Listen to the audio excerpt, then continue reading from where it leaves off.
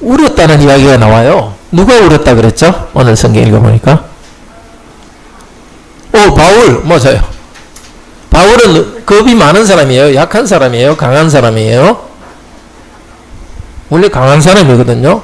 마음도 강하고 담대한 사람인데 왜 울었을까요? 네? 죄를 지어서 그것도 맞을 것 같아요. 맞아. 생각도 못했는데 맞아. 죄를 지어서 회개하며 울었을 거예요. 또 이유가 있어요. 바울은 그냥 다른 사람을 위해서 열심히 안나 예수님이 죽었으니까 비슷해요.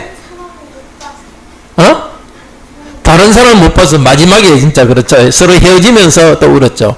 예수님 때문에 울은 거는 맞아요. 근데 예수님이 죽어서가 아니고 예수님이 십자가에 죽으셨고 올라가셨는데 이 세상에는 누가 있죠? 하나님도 있고 또 누가 있죠? 하나님을 믿는 사람들이 있는데 그 사람들 때문에 울었어요.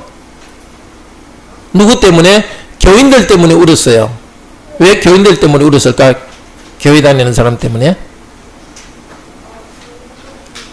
사람들이 잘했으면 울었을까요? 안 울었을까요? 뭘 못했을까요? 맞아. 죄를 지은 거예요. 죄 짓지 말라 그래도 고치라 그래도 빨리 안 고치니까 울면서 제발 그렇게 하지 마세요 하고 울었어요. 또 교인들 때문에 울었어요. 교인들한테 어떤 일이 있었어요? 죄 짓는 일도 있지만은 싸우는 것도 있고 그것 때문에 또 울었고 또 아픈 거 맞아. 말 안 들었어도 울었고 교인들 중에 몸이 아픈 사람들 힘든 사람들 많으니까 바울도 울면서 그렇게 같이 울면서 기도하고 도와줬어요. 어느 교회에서 바울은 여러 세계 곳곳을 다니면서 전도와 교회를 세우는데 제일 오랫동안 바울이 있으면서 목회했던 데가 어디냐면 오늘 배우지 않았어요? 로마로 가기 전에 에베소에서 3년 동안 있었어요. 다른 데는 길게 있어야 1년 반 정도 있었고 보통은 한 달이나 며칠씩 있었는데 에베소는 오랫동안 목회했는데 거기서 바울이 세운 교회거든요. 그래서 울면서 교인들을 회개하도록 하기 위해서 아픈 걸 같이 돕기 위해서 했고 또 하나는 사람들이 너무 힘들게 해가지고 유대인들이 사도 바울을 힘들게 해가지고 자 이렇게 하나님의 교회를 섬기는 것은 뭔가 울어야 될 때가 있어요. 아마 여러분 부모님들도 여러분 때문에 아마 울은 적이 다 한 번씩은 다 있을 거예요. 매를 다 잘못할 때마다 이렇게 혼내지 않고 혼자서 울은 때가 다 있을 거예요. 처음 태어났을 때도 울었지. 물론 아파서. 근데 더 이렇게 울은 거는 여러분이 아플 때 여러분 부모님도 많이 우는 거예요. 교회의 사도 바울은 교회를 섬기기 위해서 울었고 교회 목사도 여러분을 잘 섬기기 위해서 말을 잘 안 들을 때는 울기도 하고 아플 때는 울기도 해요.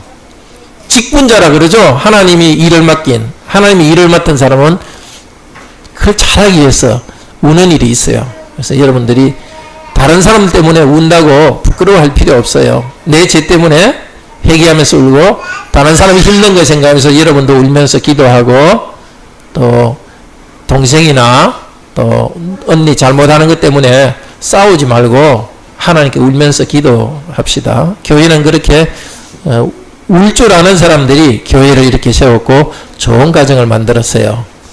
자, 우리 웃으면서 말씀을 계속 들읍시다.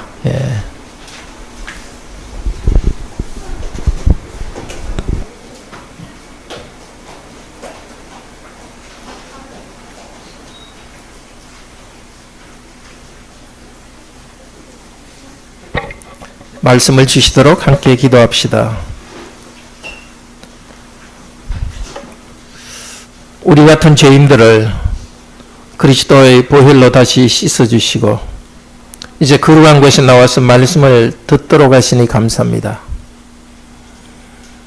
하나님께서는 하나님이 말씀하시는 이 말씀과 함께 하나님의 성령님이 우리에게 오시고 성령님을 통해서 하늘에 몸이 계신 그리스도와 교제하고 또 성령님을 통해서 영으로 우리 가운데 계신 아버지 하나님과 예수 그리스도와 친교 나누는 것을 저희들이 배워서 합니다.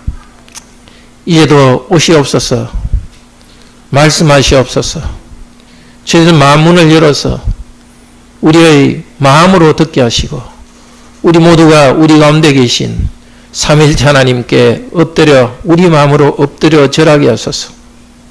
그래서 우리들도 이 땅에 눈물을 흘리면서 교회도 섬기고 가정도 섬겨야 되지만 이 가운데 계신 하나님을 신뢰하면서 은혜의 복음 때문에 힘을 얻어서 다시 우리에게 주신 사명을 다할 수 있도록 이 시간 은혜 베풀어 주소서.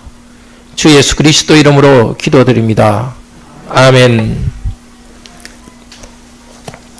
고난 가운데 우리에게 주시는 하나님의 은혜의 말씀을 신실하게 전합시다. 살아갈수록 인생에는 눈물과 고난이 많다는 것을 아마 경험하셨을 겁니다. 나이가 든 성도일수록 그것을 더 아실 것입니다. 목사에게, 교회를 섬기는 목사에게, 사도에게 그런 눈물이 있습니다.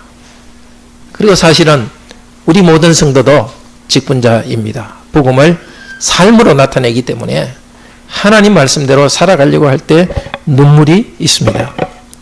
그러나 그 고통과 눈물 가운데서 하나님께서는 우리에게 은혜를 주십니다. 우리에게 은혜를 주시는 방법이 바로 은혜의 말씀을 증거하는 것을 통했습니다. 사도 바울은 3년 동안이나 신실하게 에베소 교회를 목회했습니다. 3차 전도의 3차 교회 개척 여행 마지막 때입니다. 첫 번째 교회 개척 여행은 우리 지난주 말씀에 들었죠. 바울의 원래 교회인 안디옥, 이스라엘 저 북쪽에 있는 안디옥 교회에서 성령께서 바울을 교회 개척하도록 보내라 이렇게 해서 바울은 성령님이 보내서 갔습니다. 지중해 가운데 있는 섬 이름이 뭐였죠? 구브로 섬, 키프로스 혹은 사이프러스 섬. 거기서 회당에서 복음을 전했고 그쪽에는 로마 총독에게 복음을 전해서 총독이 믿었습니다.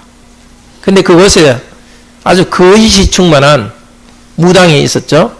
총독이 믿는 것을 방해했을 때 바울이 성령으로 충만해서 그 사람에게 하나님의 심판을 선언했습니다. 그랬더니 그 무당이 소경이 됐죠. 또 잠시 소경이 되도록 했습니다. 그 무당도 복음을 듣고 회개할 수 있는 기회를 주었습니다.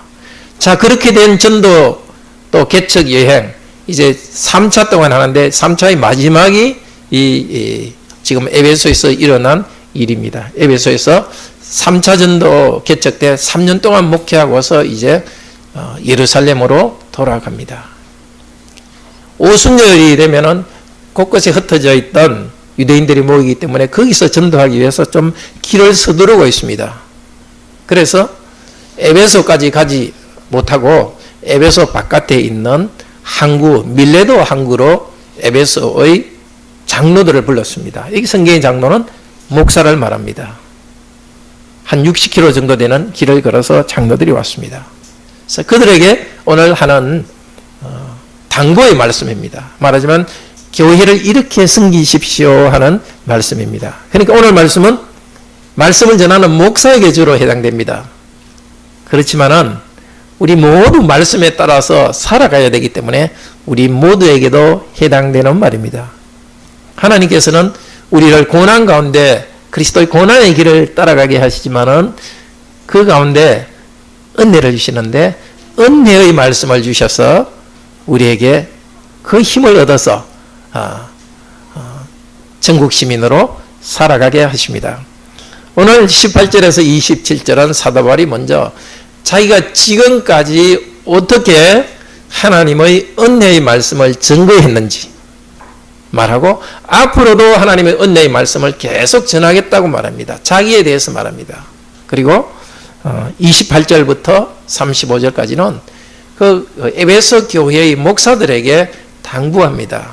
여러분들도 여러 어렵고 힘든 가운데서도 이 하나님의 은혜의 복음 말씀을 신실하게 전하십시오 하고 말합니다. 목사로서 또 하나님께 직분을 받은 우리 모든 성도들 다 함께 오늘 이 말씀을 들읍시다. 우리 삶에서 고난 가운데서도 하나님께서 은혜 주신다는 사실을 기억합시다. 바로 하나님의 말씀을 통해 은혜 주신다는 것을 기억합시다. 성령께서 이 시간 그 말씀에 은혜 주신다는 이 말씀을 들으면서 바로 이 시간 말씀을 듣는 이 순간에 하나님의 은혜를 경험하도록 복 주시기를 바랍니다. 첫째로 바울은 지금까지도 그렇고 앞으로도 하나님의 은혜의 말씀을 신실하게 전한다고 합니다. 고난 가운데서도 전한다 합니다. 먼저 17절에서 19절은 자기가 지금까지 고난 가운데서 회개와 믿음의 복음을 전했다고 합니다. 자기 자신의 몸을 통해서 가르칩니다. 18절에서 19절입니다. 여러분 자신이 알고 있습니다. 어떻게 내가 아시아로 떠나온 처음 날부터 모든 때에 아시아로 들어온 처음 날로부터 모든 때에 여러분에게 함께 하였는지를 곧 모든 겸손과 낮아짐과 눈물들과 유대인의 업무의 교회 가운데 나에게 일어난 시험들과 함께 주님을 노예로 섬기면서 자기는 겸손히 섬겼다고 합니다. 낮은 자리에서 교회를 섬겼습니다. 자기의 약함을 알기 때문에 부족함을 알기 때문에 겸손했습니다. 자기가 전하는 복음이 얼마나 영광스러운지 교회가 얼마나 영광스러운지 알기 때문에 겸손했습니다. 사탄과 악한 사람들이 주는 그 고통 때문에 아주 낮아진 상태에서 교회를 섬겼습니다. 눈물로 섬겼습니다. 사탄과 악한 사람이 주는 그 고통 때문에 눈물로 울었습니다. 성도들을 바로잡기 위해서 눈물로 호소하면서 일했습니다. 성도의 아픔 가운데 눈물로 함께하면서 위로하고 격려했습니다. 또 하나 유대인들이 특별히 바울을 비방했습니다. 복음을 전하는 것을 비방했습니다. 여러 가지 공격하는 계획, 업무를 세웠습니다. 그때 사도 바울이 나는 괜찮다. 하나님이 함께한다. 그렇지 않았습니다. 그것이 시험이 되었습니다. 그 때문에 두려웠고 넘어질까 아주 힘이 들었습니다. 이런 아픔과 두려움 가운데서 3년 동안 목회했다고 고백합니다. 참 솔직히 자기의 약함을 고백합니다. 왜 그럴까요? 자기 말을 듣고 있는 그 에베소의 목사들이 자기들의 부족함이 있지만은 그러나 바울과 함께 하신 하나님께서 자기들과도 함께 한다는 믿음을 주기 위해서입니다. 앞으로 오는 이 시대의 목사들도 여기 있는 성도님들도 그런 약함이 있지만은 하나님께서 은혜 주신다는 것을 가르쳐주기 위해서 사도 바울 자신의 약함을 간증합니다. 3년 동안 흔들리지 않고 나아온 비결이 있습니다. 19절을 자세히 보십시오. 주님을 노예로서 섬기면서 둘류라는 것은 노예를 말합니다. 그 말은 어려움이 있지만 자기는 알았습니다. 나는 사람들의 노예가 아니고 주 예수 그리스도의 노예다. 아픔과 눈물과 어려움이 있었지만 사람들 생각하면서 자존심을 상하지 않았습니다. 사람들 생각하면서 화내지 않았습니다. 주님께서 교회를 세우라고 나에게 주신 고난이니까 그냥 나는 주님의 종이라는 것을 알고서 주님을 위해서 그것을 참고 나갔습니다. 우리도 목사로서 혹은 장로로서 집사로서 교회를 섬길 때 울어야 될 일이 있습니다. 또한 우리 성도가 함께 이렇게 교회 생활을 할 때 다른 성도의 부족 때문에 참 우리도 어떨 때는 눈물을 흘려야 될 때가 있습니다. 특히 부모님 여러분들은 자녀들 위해서 아마 몇 번씩은 다 눈물을 흘렸을 것입니다. 자존심을 굽혀야만이 우리가 섬기는 사람이 제대로 세워질 수 있습니다. 그럴 때 기억합시다. 나는 사람의 종이 아니다. 내가 이 사람들을 섬기지만 이 사람들의 종이 아니라 나는 주님의 종이다. 주님의 종이니까 우리가 어떤 어려운 일, 어떤 부끄럽다고 생각하는 일도 하지 못하겠습니까?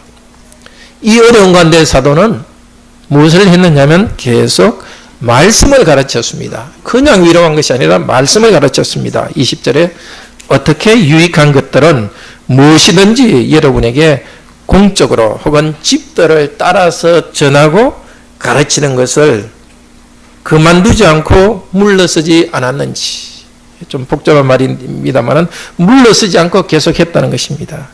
여러분에게 이렇게 말합니다. 이 바로 성도들을 말합니다. 믿지 않는 사람을 전도하는 일도 했지만 더 중요한 것은 여러분 성도들을 계속 전하고 가르쳤습니다. 물러서지 않고 가르쳤습니다. 우리는 거리끼지 않고라고 되어 있는데 그보다는 훨씬 강한 말입니다. 전쟁터에서 적들이 있다고 해서 무서워서 도망가는 것을 말합니다.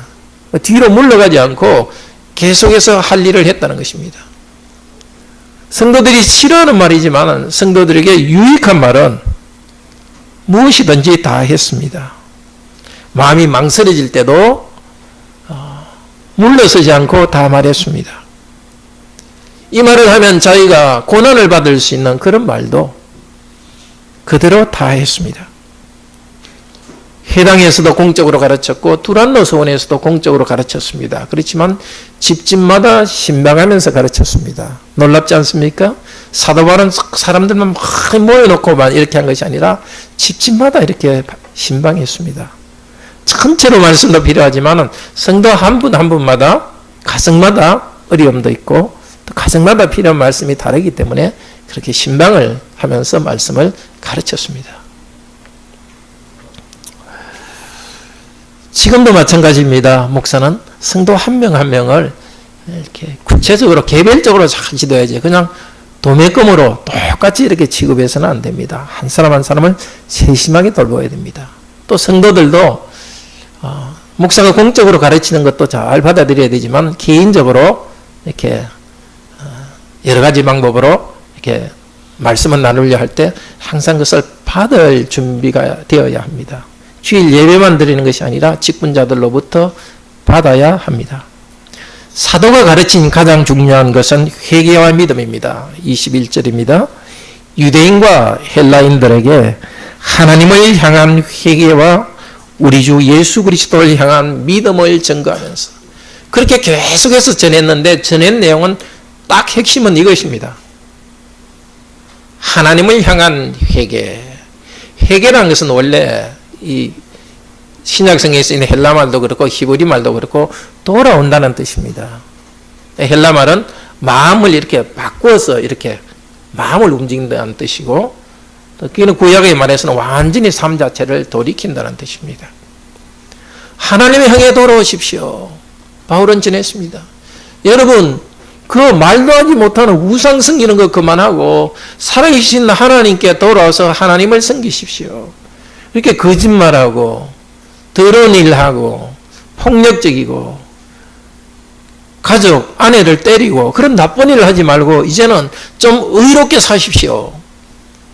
그렇게 전했습니다. 그런데 사람이 스스로 아무리 뭐가 어려운지 알더라도 스스로 힘으로 행할 수 없습니다. 아무리 내가 좀 의롭게 잘했다 하더라도 우리 양심은 우리가 다 못한 걸 압니다. 그래서 우리에게는 예수 그리스도를 향한 믿음이 필요합니다. 우리가 최선을 다해도 우리는 하나님이 원하는 만큼 완벽하게 하지 못합니다. 그 하나님 앞에서는 심판이 있습니다. 그래서 하나님께서는 우리에게 예수 그리스도를 주셨습니다. 예수 그리스도의 이름을 부르고 믿으면은 예수 그리스도께서 행하신 모든 의로운 것을 우리 것으로 인정해 줍니다. 우리가 의롭게 살려고 하면서도 잘못 지은 죄들을 다 용서해 줍니다. 우리가 하나님께 돌아가기 위해서는 정말 거룩하게 살기 위해서는 오직 이 길밖에 없습니다.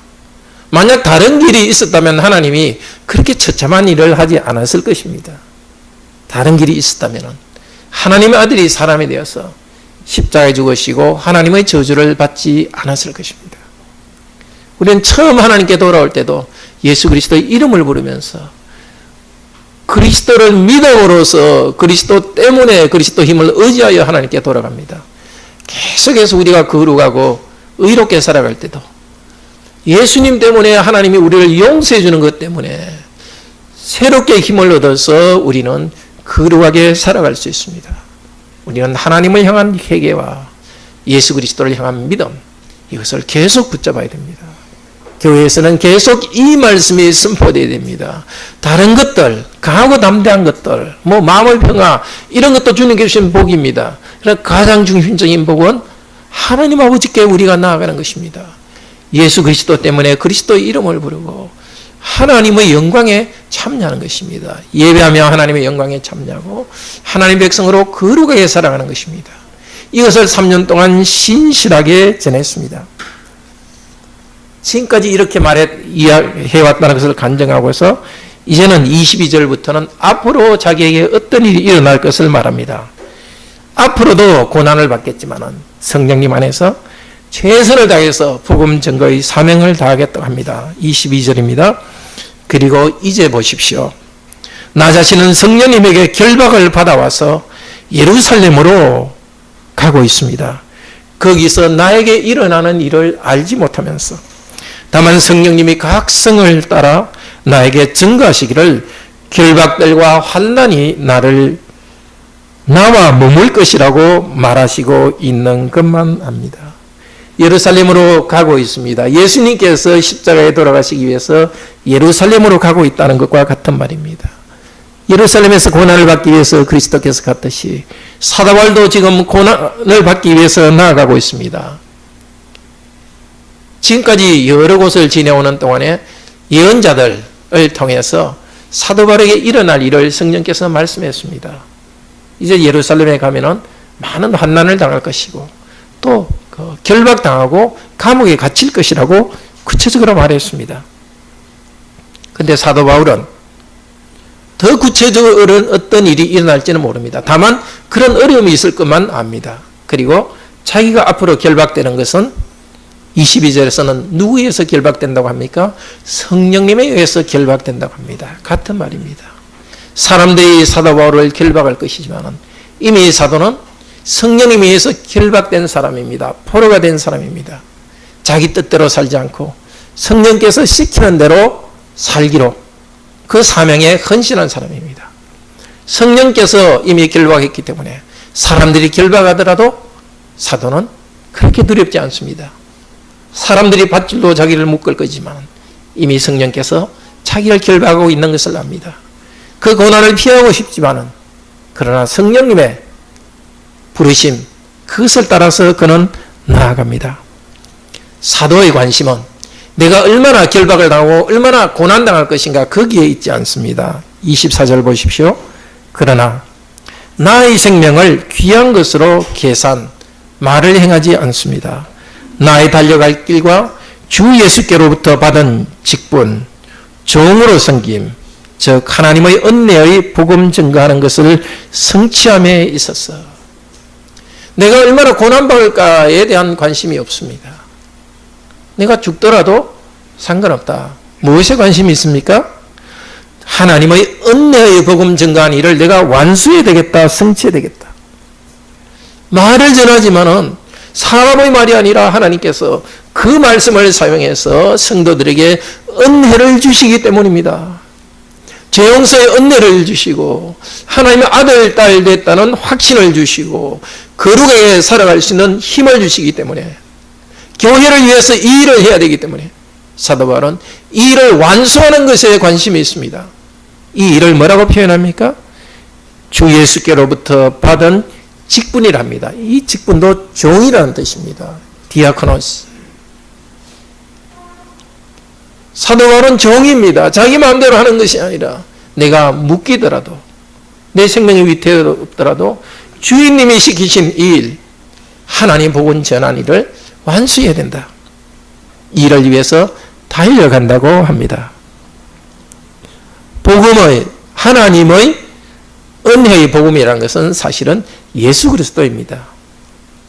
예수 그리스도에 대한 복음입니다. 그리스도의 복음을 전할 때 그리스도의 은혜가 우리에게 이루어집니다. 그리스도께서 우리를 위하여 죽으시고 부활하셨기 때문에 그리스도의 복음을 전하고 믿을 때 이미 그리스도의 영원한 생명에 참여했습니다. 이 땅에서 우리의 생명이 어느 순간 끝나겠지만 이미 우리는 영원한 생명 안에 참여하고 있습니다. 사도 바울은 그 영원한 생명을 교회에 나누지는 이 일을 하다가 네가 생명을 잃는다면 이미 나도 하나님 나라의 생명에 참여했기 때문에 하고 있기 때문에 내 생명도 아까워하지 않는다고 합니다. 죽음을 두려워하지 않습니다. 24절에 주님께로부터 받은 직분은 무엇이라고요? 종으로 섬기는 것입니다.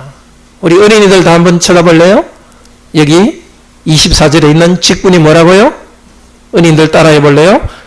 직분은 종으로 섬기는 것이다. 어린이들 다 어디 갔죠? 중학생 밑으로 자 한번 따라해 봅시다. 직분은 종으로 섬기는 것이다.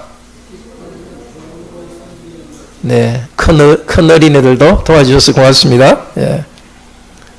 우리 모두 종이라는 것을 압시다. 하나님이 나한테 맡겨준 일을 할 때는 하나는 종이니까 일을 끝까지 해야 되겠다.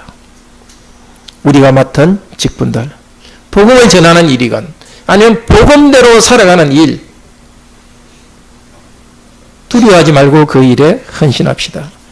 그리고 25절에서 27절 다시 하나님 나라의 모든 계획을 전했다고 지금까지 자기가 한 것을 요약해서 말합니다.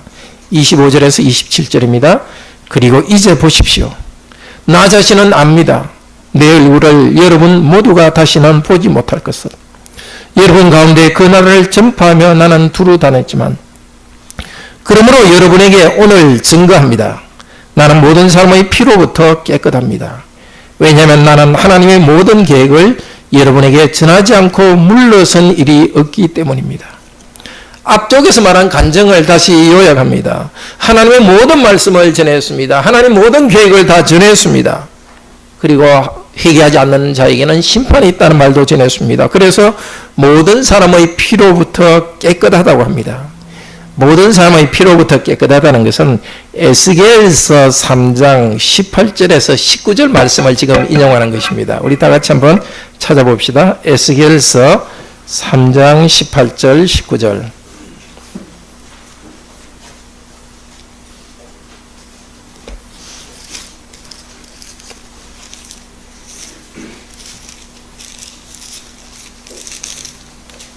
자, 구약 성경 1154페이지입니다. 제가 진 성경으로.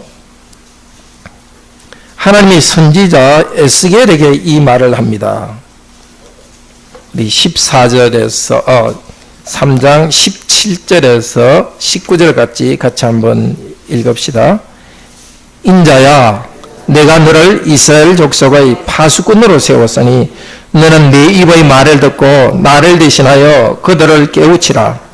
가령 내가 악인에게 말하기를 너는 꼭 죽으리라 할 때에 내가 깨우치지 아니하거나 말로 악인에게 일러서 그 악한 길을 떠나 생명을 구원케 하지 아니하면 악인은 그 죄악 중에서 죽으려니와 내가 그 피값을 내 손에서 찾을 것이고 네가 악인을 깨우치되 그가 악한 마음과 악한 행위에서 돌이키지 아니하면 그는 죄악 중에서 죽으려니와 너는 내 생명을 보존하리라.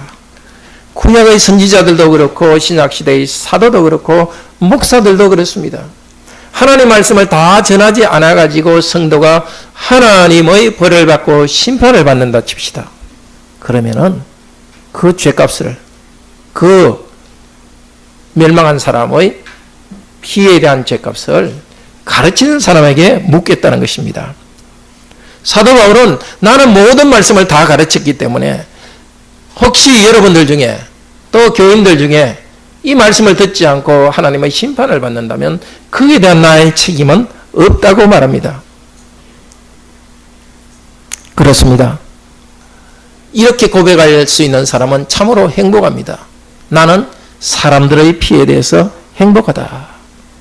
사람들의 피해에 대해서 나는 깨끗하다.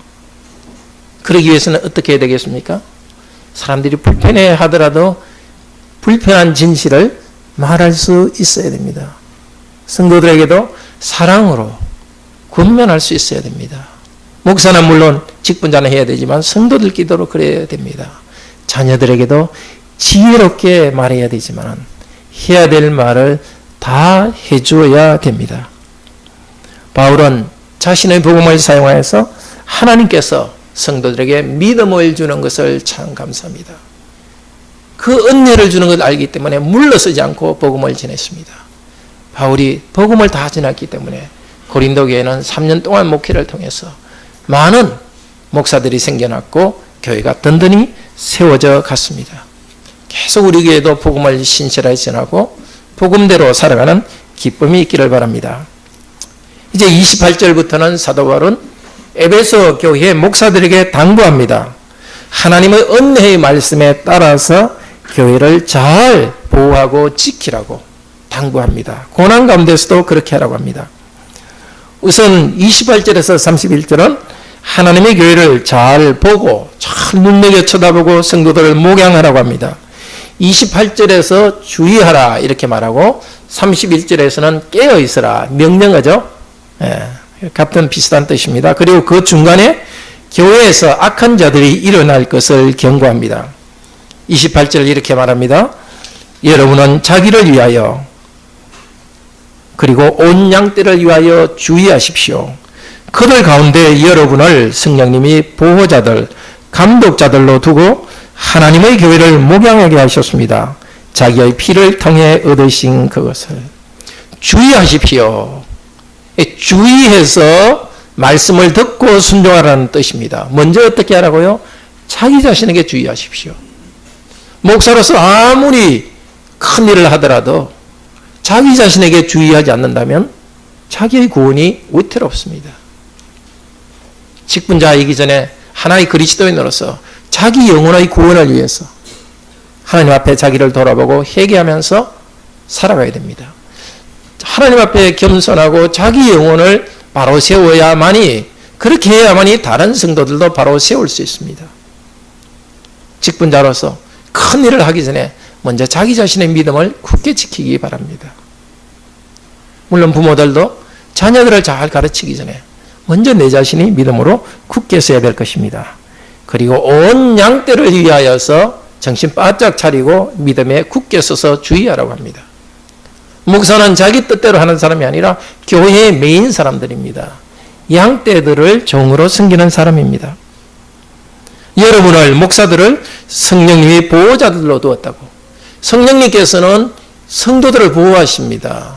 성도들을 양떼처럼 인도하십니다. 그런데 여러분들을, 바로 고린도교의 목사들, 이 시대의 목사를 통해서 성령님의 인도하심을 나타내 주십니다. 여기 보호자들이라는 말에서 감독이라는 말이 나왔습니다. 감독이라는 것은 가까이서 본다, 위에서 본다는 뜻인데, 감독이라면 굉장히 권위를 행사하는 것으로 보이는데 그 뜻이 아니라 가까이 가서 눈을 딱 쳐다보고 눈을 똑바로 뜨고 양들에게 어떤 일이 있는지를 계속 살펴보고 위험한 일이 있을 때는 위험한 일에서 건져주고 필요한 양식이 필요할 때는 그 양식을 공급하는 사람입니다.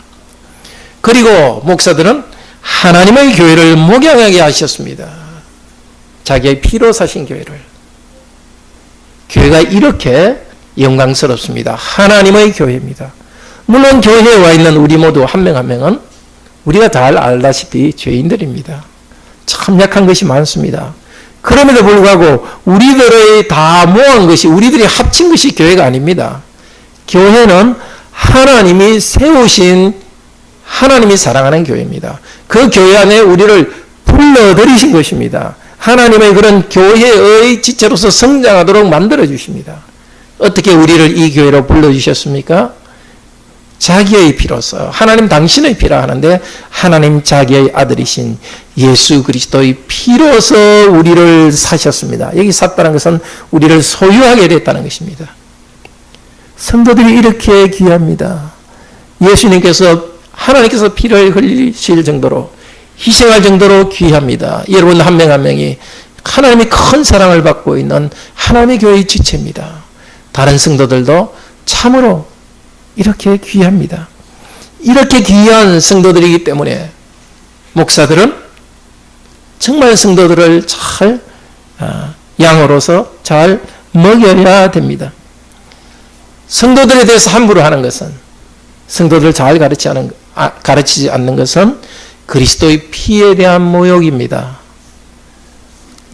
성도들은 그리스도의 보혈과 붙어 있습니다. 성도들 바로 가르치지 않거나 성도들을 성도들이 믿음으로 성장하는데 방해하는 것은 그리스도의 보혈을 무시하고 멸시하는 행동입니다. 그리고 29절 30절은 말합니다. 나 자신은 압니다. 나의 떠난 후에 흉악한 이리가 여러분 안으로 들어와서 그 양떼를 아끼지 아니할 것이며 또한 여러분 자신들로부터 뒤틀린 것을 말하는 남자들이 일어나서 제자들을 자기 뒤로 이끌려 할 것입니다. 바울이 떠난 다음에 어두운 일이 생길 것입니다. 악한 이리들이 교회 바깥으로부터 올 것입니다. 이리처럼 교인들을 아끼지 않고 종처럼 취급하는 군림하는 이리들이 올 것입니다. 교인들에게서 돈을 빼앗아가는 그런 이리와 같은 사람들이 올 것입니다. 이 시대의 이단들이 그렇지 않습니까? 잘못된 가르침을 가르쳐가지고 교인들은 그 사람들에게 아주 무서운 마음을 줘가지고 예수님 재림하시면 벌 받는다고 협박해가지고 사람들한테 교회 다니는 사람들을 교회로부터 빼내고 돈을 빼앗아가고 사나운 이리처럼 사람을 힘들게 하는 그 이리들. 그때뿐만 아니라 지금도 계속되고 있습니다. 그런데 교회 안에서도 잘못된 목사들이 나올 것이다. 뒤틀린 것을 말하는 사람, 주로 말을 통해서 교회를 어지럽힙니다. 좀 목회를 게을리하는 것도 문제지만 그거보다 더 큰 문제는 잘못된 가르침을 가르치는 겁니다. 그 이유가 뭡니까? 지식이 없어서가 아니라 제자들을 자기들 뒤로 끌기 위해서 그냥 평이한 말씀에 있는 그대로 전하는 게 아니라 특이하게 말해가지고 이 사람은 좀 특별하다 해가지고 사람들이 자기를 따르도록 하기 위해서 그리스도의 복음만 평이하게 전하는 것이 아니라 평범한 복음을 전하는 것이 아니라 특별한 걸 만들어냅니다. 이유가 뭐죠? 자기 야망 때문에 유명해지고 싶기 때문에 그 때문에 잘못된 교리를 만들어낸다고 합니다. 그래서 주의하라고 합니다. 실제로 바울이 떠난 다음에 이 일이 일어났습니다. 디모데 전후서는 디모데가 에베소 교회에서 목회할 때 쓴 편지입니다. 바울이 지금 이 말을 한 것보다 아마 한 6, 7년, 한 7, 8년 정도 뒤에 있은 일입니다. 그때 디모데후서 1장 5절에 보면 아시아에 있는 모든 사람, 터키와 에베소 지역에 있는 모든 사람들이 나를 버렸다 하면서 구체적인 이름도 부겔레오와 흐모게네가 있다. 또 디모데전서 1장 19절 20절에도 믿음이 파산된 사람들 중에 후메네오와 알렉산드로가 있다. 실제 이런 일이 일어납니다. 그래서 당부합니다. 31절에 그러므로 깨어 있으십시오. 내가 3년 동안 밤낮 쉬지 않고 눈물로 각자를 훈계한 것을 기억하면서 잘못된 가르침에 양들이 그냥 멋모르고 끌려갈 것입니다. 그때 인내로서 눈물로서 가르치면서 그들을 말씀 가운데 머물게 하라는 것입니다. 악한 이리에 공격당하지 않으려면 어떻게 해야 되겠습니까? 하나님 말씀을 잘 듣고 말씀대로 살아가는 것입니다. 아주 특별히 너무나 좋고 마음을 훅 잡는 그런 말을 따라가는 것이 아니라 성경에 있는 대로 복음 말씀을 계속해서 따라가는 사람이 살아가는 성도는 결코 악한 이리를 따라가지 않을 것입니다. 이단에 빠지지 않을 것입니다. 이단에 빠지는 사람도 자기의 탐욕 때문입니다. 주님께 주신 은혜에 만족하지 않고 그것보다 더 좋은 것이 있을 거라고 탐욕 때문에 이단에 빠지게 됩니다.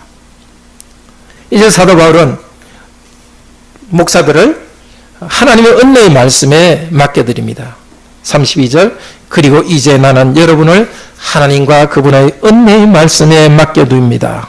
세울 수 있고 모든 거룩하게 되어온 자들 안에서 기업을 줄 수 있는 그것에 앞쪽에서는 여러분에게 감독으로 두셨습니다. 이 말을 했습니다. 같은 말을 쓰셔서 나는 여러분들 일에 하나님께 맡겨드립니다. 사도 바울은 떠나지만 이렇게 축복하고 기도합니다. 무엇에?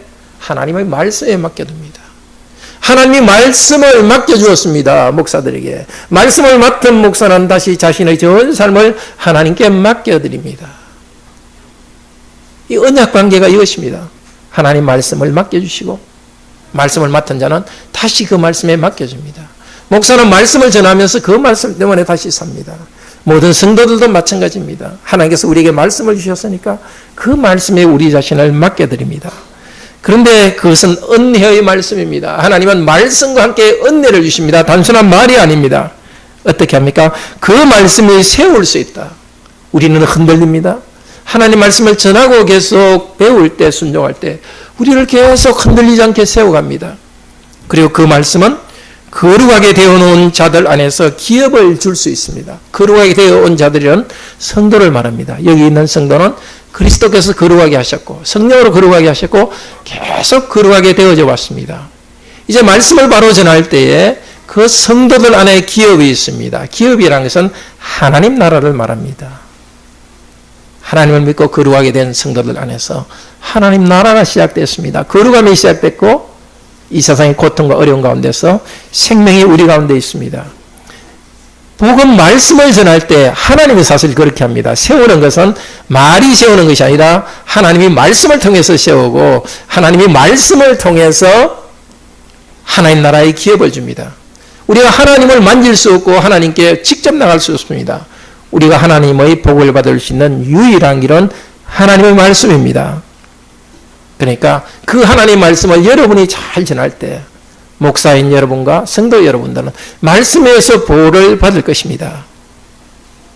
그리고 33절부터 끝까지는 이제 사도 바울은 자신은 이익을 탐하지 않았고 주는 것을 좋아했다고 합니다. 하나님 나라를 전하고 하나님의 말씀에 자기를 맡긴 사람은 33절 34절에 은이나 금이나 의복 누구의 것도 탐내지 않았습니다. 이 세상의 것을 탐내지 않았습니다. 여러분 자신이 알고 있습니다. 나와 함께 있는 자들의 필요를 위해서 나 자신과 나와 함께 있는 자들의 필요를 위해서 자신의 손으로 하인처럼 섬겼다는 것을 이미 하나님께서 영원한 하나님 나라를 주셨기 때문에 땅의 물질을 탐하지 않았습니다. 악한 이리와 같은 자들은 교인들로부터 돈을 뺏어가고 교인들의 존경을 뺏어갔지만 사도는 더 좋은 것을 이미 받았습니다. 하나님 나라의 기업을 받았습니다. 그 기업을 하나님 나라를 받았기 때문에 작은 것을 탐내지 않습니다. 오히려 자기가 필요한 것을 직접 일해서 함께 일하는 사람의 필요한 것도 자기가 직접 일해서 비용을 충당했습니다. 물론 사도 바울은 복음 전하는 사람들이 교인들로부터 생활비를 지원받으라고 합니다. 사도 바울도 생활비를 지원받았습니다. 그렇지만 교인들이 아직 믿음이 어려가지고 왜 말이야 저 사람은 일도 안 하는데 월급 주냐 이런 말을 할 때는 교인들을 위해서 사도 바울은 사례를 받지 않았습니다. 그래서 어떻게 했다고요? 자기와 함께 있는 다른 사람들을 위해서 일을 했는데 하인처럼 일했다. 하인처럼 생겼습니다. 왜 그렇습니까? 주 예수 그리스도의 노예요 종이기 때문에 성도들 위해서 저희가 복음 전하는데 바쁘지만은 또 밤에도까지 늦게 일하면서 섬기는 것을 하인처럼 섬기는 것을 해왔습니다. 그걸 통해서 또 다른 목적은 뭡니까? 35절에 나는 모든 일에서 여러분에게 모범을 보여주었습니다.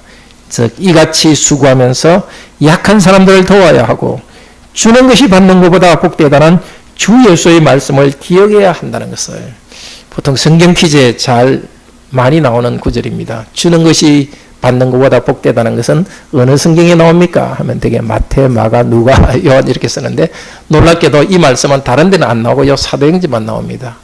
예수님께서 그렇게 말씀하시고 가셨습니다. 주는 것이 받는 것보다 복되다. 그분이 그렇게 하셨습니다. 자신을 주었습니다. 천국 백성은 예수 그리스도를 받았기 때문에 줄 수 있습니다. 물론 다른 사람이 받으면 받은 것만큼 이익이고 좋습니다. 그것도 복입니다. 받아서 복된 것보다도 주는 것이 더 복됩니다. 그것이 우리의 야망이 되기를 바랍니다. 주님께 받은 것을 나만 가지고 있지 않고 주는 것이 주는 것이 많은 사람이 되기를 바랍니다. 하나님 나라의 기쁨을 즐거워할 때 줄 수 있습니다. 이제 우리 이 말씀을 기억합시다. 고난 가운데 은혜 주시는 하나님의 말씀을 우리도 신실하게 전하도록 합시다. 하나님은 지금도 말씀 가운데 은혜를 주시고 있습니다. 말씀 안에 은혜가 들어있습니다. 그 말씀대로 예수 그리스도를 믿을 때 하나님께 나아가고 하나님의 좋은 것을 누립니다. 평화의 복이 있고 하나님의 아들, 딸 되는 기쁨이 있습니다. 이 행복의 나라는 예수 그리스도의 십자가의 선물로 주셨습니다. 그렇기 때문에 이 행복의 복음을 전하는 사도도 목사도 십자가의 길을 걸어갑니다. 교회를 섬기는 성도들도, 가정을 섬기는 부모님, 또 가장 여러분들도 고난 가운데 섬기면서 은혜를 받습니다. 우리 모두 고난 가운데 복음도 전하고 삶에서 복음을 나타내는 이 길 자랑스러워하면서 갑시다. 성도들에게도 어떻게 하면 내가 나눠줄 수 있을까? 뭘 받을까 보다도 무엇을 줄까를 생각하며 나아갑시다. 그리고 가정에서도 정말 주도록 합시다. 주께서 피로 사신 교회의 한 부분이니까 가정에서, 교회에서, 아니면 또 직장에서도 우리가 하인처럼 섬기는 것을 부끄러워하지 맙시다. 주님의 노예에 따른 그 자랑스러운 마음으로 사명을 다하기 바랍니다. 다 함께 우리 하나님을 찬양합시다.